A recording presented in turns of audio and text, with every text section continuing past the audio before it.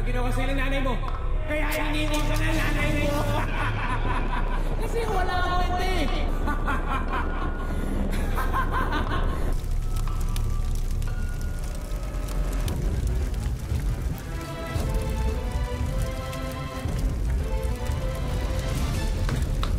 Ha? Pasok ko dito! Pasok ko dito! Pag-iising ko, nasusunog na yung bahay namin. Hoy! Pasok ko dito! Kung gusto mo makauwi dito, huwag kang magingay! Wala akong kasalanan! Pagkatapos ng lahat ng ginawa ko sa'yo, sumusunogin yung bahay ko! Labas mo nga ako rito eh! Di ba? Cheers, Brad! Yes, pare. Uy, Marco! Tama na kakaisip sa problema mong yan. Dahil ang problema mo, hindi ka yan iniisip. Hindi ka nga dito. Eto yung sagot sa problema mo. Piso. Piso? Anong piso? Alam mo, piso yung tawag dyan. 100 ang halaga niyan. At yan ang pinakamura. Yan mo. Sagot na namin yan. Total, ikaw naman yung bago naming tropa eh. Pare, welcome to our tropa, Brad. Pero sa ngayon, ito muna. Sa susunod, hindi na to libre, ha?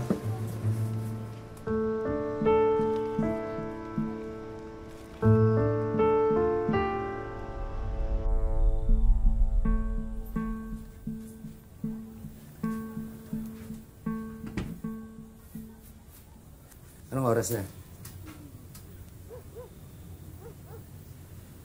Oras na para matulog.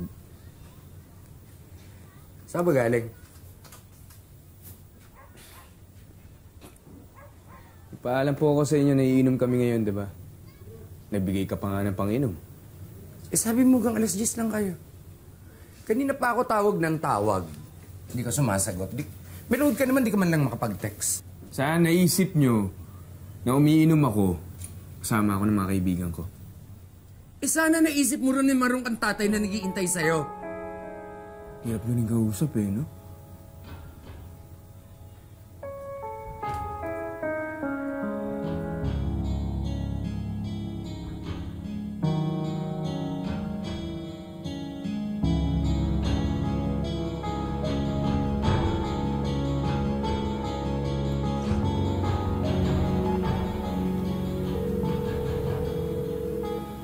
Hello, Edward. Naubos ko na yung piso. Bitin, pare. Dala ka naman dito sa bahay. Ha? O, sige, sige. Bukas sa school, promise yan, ha? Oo, akong bahala. Babayaran kita. Marco. Marco. Papasok ka ba? Ano itong mga nasa kama mo? Hoy! Marco! Nagtanong kita. Kailan ka pa natutong gumamit nito? Ha? Hoy! Sinisira mo buhay mo. Shh! Kinakausap kita. Marco! Kinakausap kita, hoy!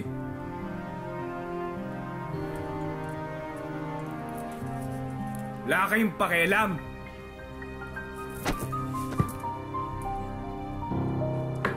Ano ba pinag-aawayan niyo dyan? Ang ingay-ingay niyo. Kadalasan daw sangkot ang mga lulong sa droga sa mga nagaganap na krimen araw-araw. Ngunit kung may adik sa pamilya, sino nga ba ang tunay na biktima?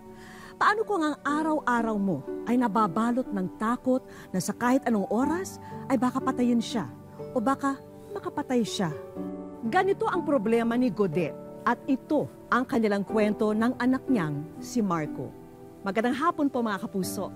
Ako po si Vicky Morales at ito ang Wish Ko Lang.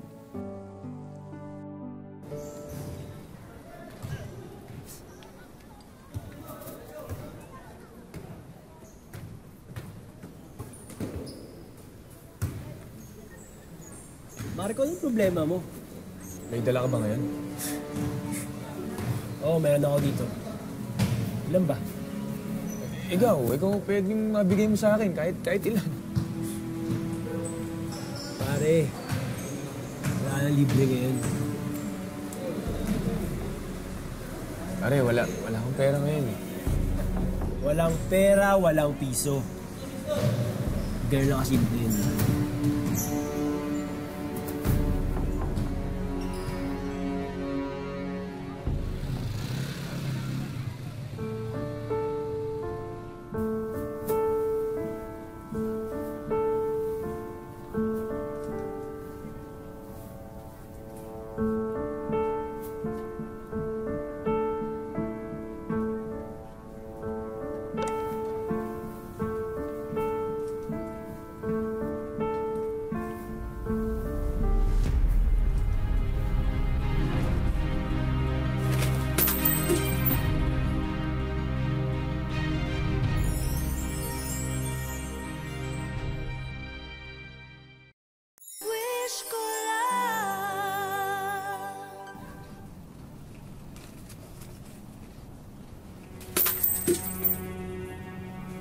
Tay, may nakapasok ko na pusa eh. Tapos nasagi niya hutong ka.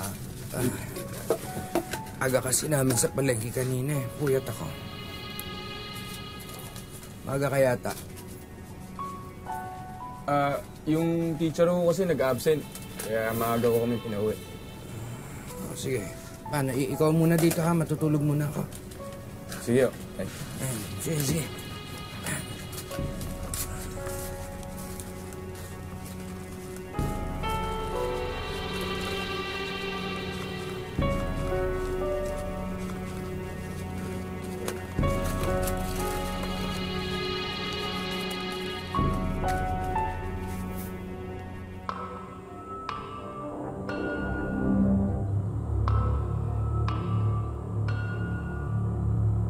Marco!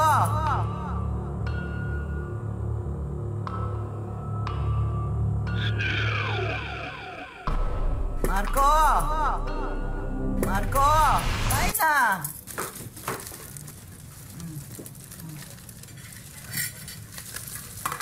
Tay, may project pala kami sa school. Kailangan ko ng bilhin eh. Kailangan ko ng 500 pesos. Kumain muna tayo, mamaya na yan. Hindi na kasi kailangan ko na yun eh. Bukas na kasi yun. Sumusobra ka na eh. Alam kong 2 linggo ka nang hindi pumapasok. Araw-araw ka umaalis. Araw-araw kang binibigyan ng baon. Saan ka nagpupunta?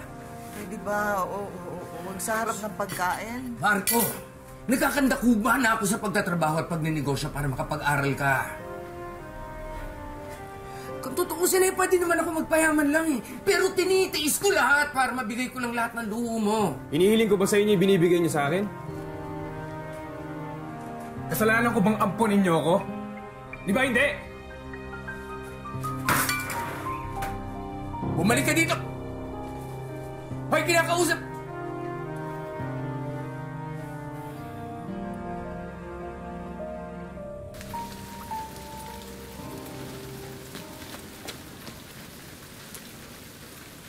Ginagawa niyo dito. Kaya lahat may kasalanan nito eh. Dapat di niyo na lang ako binuway. Aba, ikaw pa talaga nagsasabi sa akin yan, ha? Ha? Yung tungkol sa chismis noon. Oo, totoo yun. Gusto talaga kita ipalaglag. Di ano magawa ko? Ha, 17 anyos lang ako noon yung may gumasa sa akin. Sa tingin mo, anong iisipin ko, ha? Magpasalamat ka nakiusap sa akin ang kapatid ko. Ha, na huwag kang ipalaglag. Pero gustong-gusto na talaga kita ipalaglag noon. Alam mo ba yan? Walang hiya mo. Ako pa ngayon ang walang hiya. Magpasalamat ka sa Tito Budi mo na inampun ka niya. Hindi niya nga ako nakapag-asawa, di ba?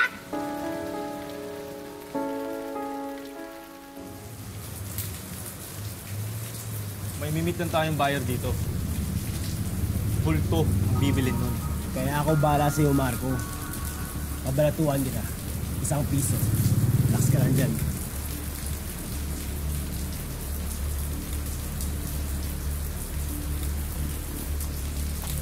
Sino sa inyo si Pogi? Ako, boss. Saan yung order ko?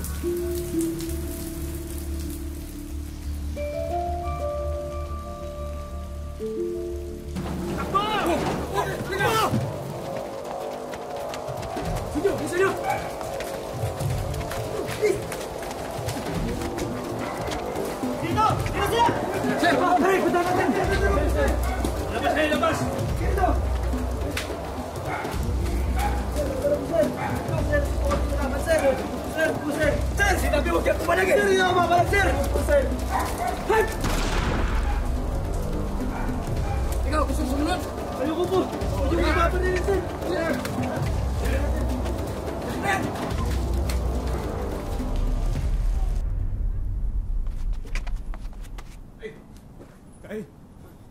Ano nangyari sa'yo?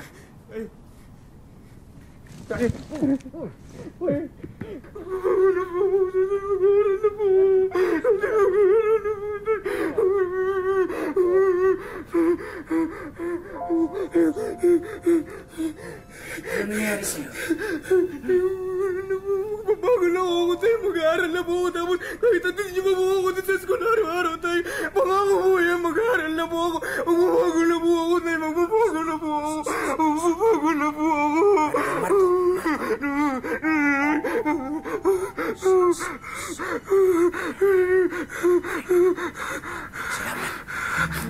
Salamat. Ha? Salamat. Matanda na rin naman ako. Matanda na lola mo. Ha? Hindi ka namin palaging maalagaan. Tatapusin ko po yung pag-aaral ko tayo. Magtatrabaho po ako para ako naman yung mag-aalaga sa inyo ni Lola. Tay, pangako po yan. Pangako yan, tay. Salamat. Anong nangyayari, ha? Gode? Lola, sorry. Lola, sorry, Lola.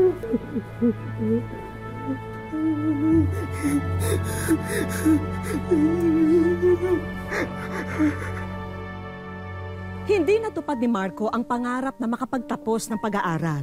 Gayunpaman, natupad naman niya ang pangakong magbago. Naging abala siya sa kung ano-anong trabaho para makatulong sa kanyang pamilya. Pero magiging marupok na naman sa tukso ang binata nang mapasok siya sa construction.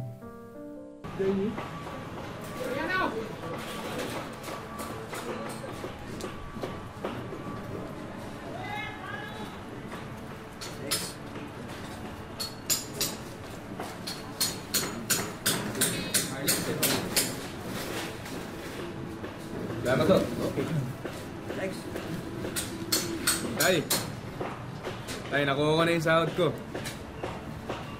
Ako na ako bibili ng ulam natin mamayang gabi, ha? Kaya ano bang gusto nyo? Lechon! Eh di ba bawal mo sa inyo ni Lola yung lechon? Hindi, biro lang, tay. Ay basta, damihan nyo na lang yung ilulutuin yung kanin, ha? Gina? Sino si Gina? Ah, yung pamangkin ko. Dito na ho siya mag-aaral sa atin. Eh tay, mabuti yan para may kasama na kayo ni Lola dyan. Sige ho, tay.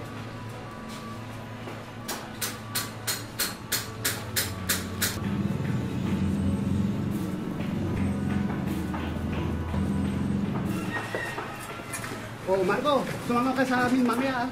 Pare, pas muna ako. Maaga ako uwi sa bahay. Uy, birthday ko mamaya. Sumama ka sa amin, tagay tayo. Uy, birthday mo pala eh. Happy birthday, pare. Basta mamaya, ah. Tagay tayo.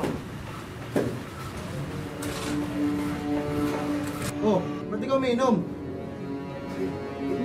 Kailangan ko umuwi ng maaga eh. Di pwedeng isang bote lang. Dahil birthday ko, mag-happy-happy tayo ngayon.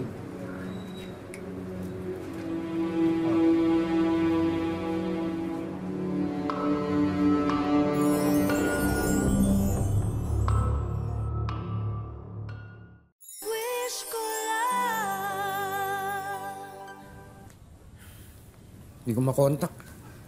Baka lowbat. Mukhang nauto ka na naman. Nay, nagbago na yung anak ko. Baka naman nag-overtime lang sa trabaho. Natutulog na ako. Gina, mamaya ka na matulog ha. Pagdating ng Tito Marco mo, diyan ka na sa sopa matulog.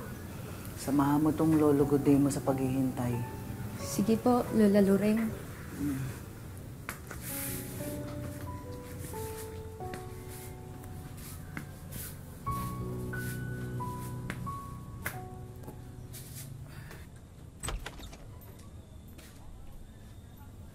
Oh, Marco. Sandali. Marco, anak.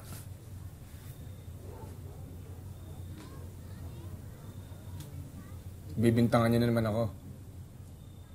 Hindi nga! Hindi! Hindi! Hindi! Marco!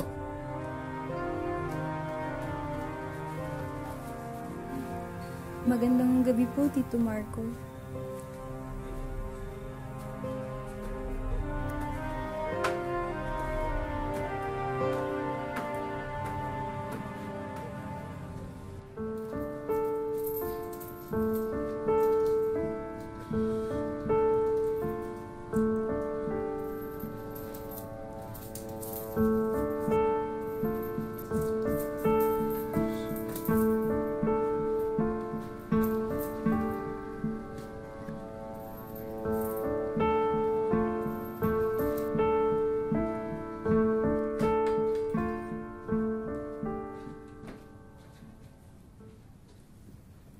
Ang lola. Ay, umalis po sila ni Lolo Gode na malengke.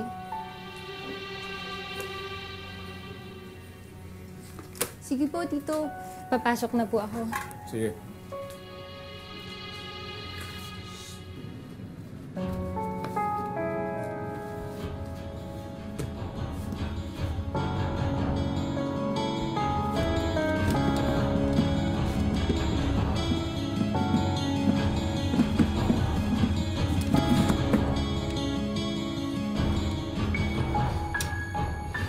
Ito ba ibang kukuha nun? Maghanap ka kasi ng trabaho ulit para hindi ka nagnanakaw. May nakita ka bang pera sa kwarto ko? May hawak ba ang pera ngayon? Di ba wala? Ano ba yan? Nasa kalip pa lang ako narinig ko na yung sigawan niyo. Yung anak mo, ninakaw yung pensyon ko sa kwarto. Wala kang ebidensya! Wala kang ebidensya! Nanakaw. Gina. Dalhin mo muna, Lola. Magnanakaw ka! Magnanakaw! Palayasin mo na yan! Ano naman ginawa mo? Ha? Ano, sasaktan mo ako? Ha? Sige, ayun o. Ayan, hinahin mo. Ayan, saktan mo ako. Ano? Saktan mo ako. Para makabawi ka sa lahat magbihirap mo sa akin. Ha? Lahat kayo. Yan, lahat kayo magkampi-kampi kayo. Pagtulungan niyo ako. Ayan o, saktan mo ako. Ayan o. Ayan, sapakin mo. Sapakin mo. Ayan o, yan. Sige ba, ano pa? Saktan mo. Ano?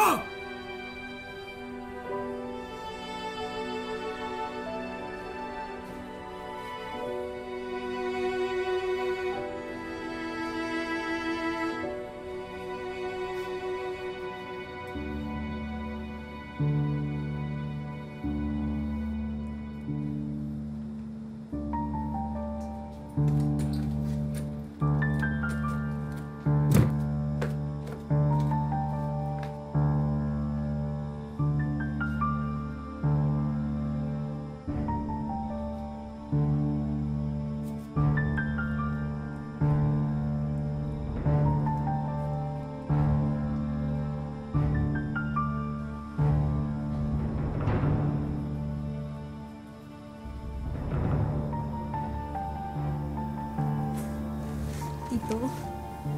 Tito? Ano pong ginagawa niyo? Wala to. Huwag po, Tito. Huwag po, Tito. Tito, huwag po. Wala to. Huwag po, Tito. Wala to. Marco! Hoy! Anong ginagawa mo? Naayos ko lang yung kumot niya. Ayan o, nilalamig ko. Nilalamig nga siya.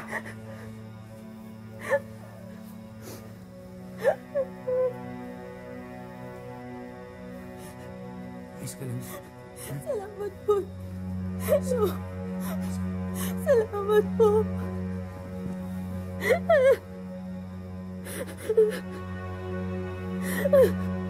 Pasensya ka na. Pasensya ka na, Gina. Pero mas mabuting doon ka na lang muna sa inyo.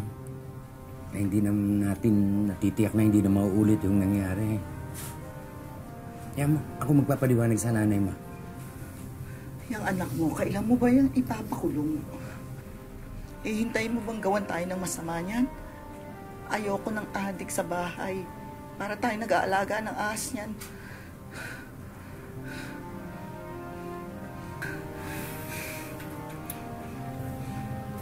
Sige na. Mag-iingat ka, ha?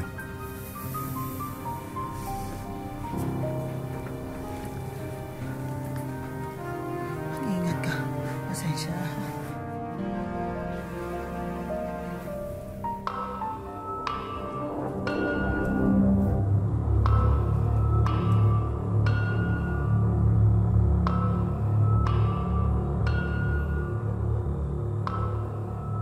Hindi totoo yan! Ba't mo ako pinanganak? Ba't mo ako pinanganak? Wala kang silbi! Hindi totoo yan! Ha? Wala kang kwenta! Hindi totoo yan sinasabi mo! Mali yan sinasabi mo! Sa'yo may kasalanan! Ano may sa'yo? Sa'yo may kasalanan! Ano ginawa sa'yo ng nanay mo? Kaya iniwan ka ng nanay mo! Kasi wala kang kwenta eh! Kawawa ka! Kawawa ka!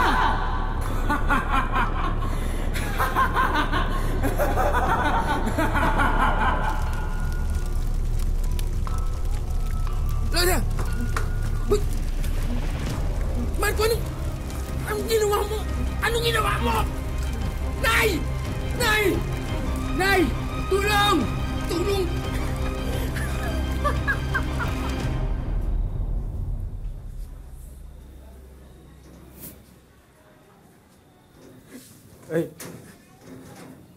Tay, patawarin mo ako, tay. Tay, patawarin mo na ako. Tay.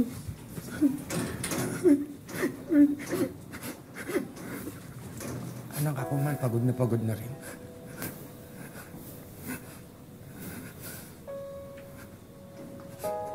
Di mo naman ikaw. Tay, susuko mo na rin ako. Di ba anak mo ko, tay? Tay, papabayaan mo na lang ako ng ganito.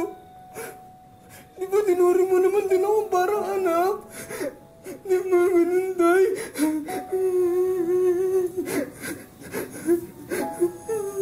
Hindi ako susuko. Pero kailangan magpagamot ka. Kailangan mong magparehab para hindi mo nagawin yung mga hindi mo dapat ginagawa. Intindihan mo ako?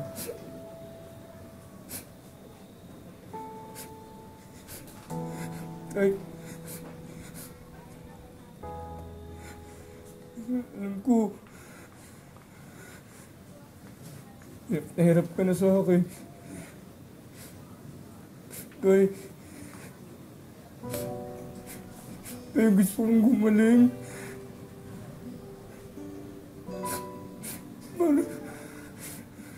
Para sa inyo ni Lola Loreng. Tay, gusto ko magtrabaho. Para kayo naman yung alagaan ko ni Lola.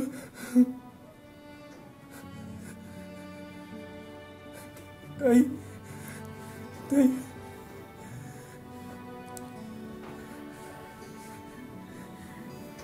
Pabago na ako, tay. Sa kabila ng mga nangyari, umaasa pa rin sina Gode at Loreng na maisasalba pa si Marco sa pamamagitan ng rehabilitation. Ang problema na lang nila ay ang panggastos kung sakaling ipapasok sa ganito ang binata. Sa kabila ng napakaraming pagsubok na pinagdaanan ni na Marco at ng kanyang ama-amahan na si Gode, nanatili silang loyal sa isa't isa. Si Gode patuloy na gumagabay kay Marco. Ayon sa kanya, malaki na raw ang ipinagbago ng kilos ni Marco mula nang huling gumamit ng droga. Malaking nag-epekto sa buhay niya nung gumagamit siya, mainit ng ulo. Tapos kung anong maisip niya, ginagawa niya. Ang hinayo ko sa kanya kasi hindi naman namin gustong mapariwara siya. Paano ba yung nagiging epekto nun, sir, pag nakatikim ka ng mga gano'n? Minsan nawawala ako sa sarili. Napapariwara ako. Bagamat hindi siya ang tunay na magulang ni Marco, hindi niya maalis sa sarili na malungkot dahil sa mga nagawang maling desisyon ni Marco sa buhay. Yung buhay niya parang nasayang dahil doon sa droga na yun. Ilang beses na rin naisipan ni Gode na ipasok sa rehab si Marco. Pero kulang ang kanilang pera. Bukod pa rito, nagiging bayolente rin daw si Marco sa tuwing malalaman niyang ipaparehab na siya. Gusto namin talaga iparehab siya noon. Sabi, ay, ang ano niya, ayoko, huwag niyo na akong parehab. Kapag sabi sa pera, pabili ng gamot niya. Naniniwala si Gode na tuluyan ang tinalikuran ni Marco ang masamang bisyo. Sa katunayan, nagtatrabaho na siya muli bilang isang construction worker. Ayan, pinibigyan ka ng Diyos ng panibagong pagkakataon para mabago ka. Kahit kami tayo may mahirap, nakahanda kaming tumulong sa iyo. Gabayan ka namin para sa iyong buhay na tinatahak.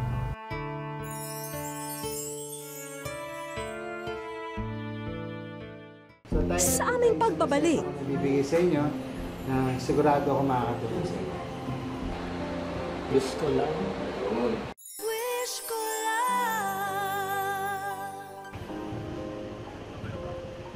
Kinabukasan, nakipagkita kami kina Gode at Marco sa health center sa kanilang barangay. Kasama kasi namin ang isang doktor mula sa isang rehabilitation center sa Tagaytay para masuri ang kalagayan ni Marco. Minabuti na rin naming hindi ipaalam kay Marco ang tunay naming pakay para hindi siya mabigla o magalit. Kalmado naman noon si Marco na maayos na sinasagot ang mga tanong ng doktor. At base sa pag-uusap nila ng pasyente, iba ang maipapayo niya sa kaso ni Marco. Pagkatapos kami mag-usap ni Marco, ang findings kasi sa kanya, hindi siya na nire-recommend for residential rehabilitation. Hindi na raw kakayanin ng kondisyon ni Marco ang magiging buhay sa rehabilitation center. Meron siyang gamot na ininom na regular, maintenance niya, na nakakatulong naman sa kanya. So sa ngayon, functional siya, no? Nakakapagtrabaho siya. Sa kalagitnaan ng interview namin kay Doc, bigla raw nagtatakbo palayo si Marco at ang ama-amahan ang napagbuntunan niya ng galit. Galit sa akin eh. Masama yung loob niya sa akin dahil nga sa kanya, pagkaka-expose sa kanya. Tapos sabi pa niya kanina nung kinakausap ko, hindi ko naman sinabing ibili niyo ako ng gamot, parang gano'n ba? Wala naman kami magagawa, siya yung umaayaw, yung gagawa namin. Mabuti pa, Doc, ay resetahan niyo na po si Gode para naman mawala ang sama ng loob niya. So tay, ito pa yung isang reseta ko na bibigay sa inyo na sigurado ako makakatulong sa inyo. Gusto lang. Una-una, salamat sa Panginoon kasi isang malaking bagay sa akin. Talaga totoo. Salamat sa Panginoon dahil nakarating yung wish ko lang sa amin. Halos manginig ang tuhod ni Gode nang matanaw niya ang sorpresang iiwan namin para sa kanila. Dapat masaya po sa akin yun. Hindi ko po kasi akalain na mababalik yung dati kung wala. Ni sa panaginip, hindi raw inakala ni Gode na muling mabubuksan ang luma niyang tindahan. At sa pagkakataong ito, punong-puno na ito ng laman. Wow! Hindi ako makapaniwala. Nako Gode, maniwala kang sayo na lahat ng yan. Pati na nga si Nanay Lureng, hindi namin nakalimutan. Mula sa bagong higaan, supply ng diapers, pati ang inipong pensyon noon sa lumang lata ng biskwit na nawala, ibabalik na rin muli namin kay Lola. Miss Vicky, salamat sa lahat ng binigay mo sa akin. Nagpapasalamat ako ng walang katapusan habang ako'y nabubuhay. Salamat po ng maraming marami. Merry Christmas.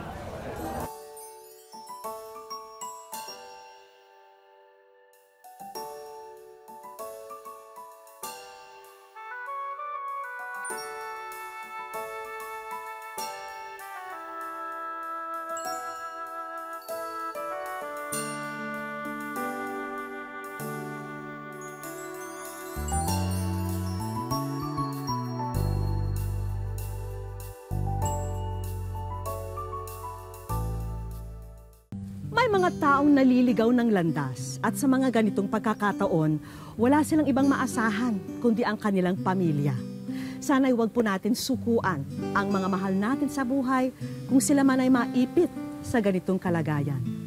Hanggang sa muli mga kapuso, ako po si Vicky Morales at ito ang Wish Ko Lang.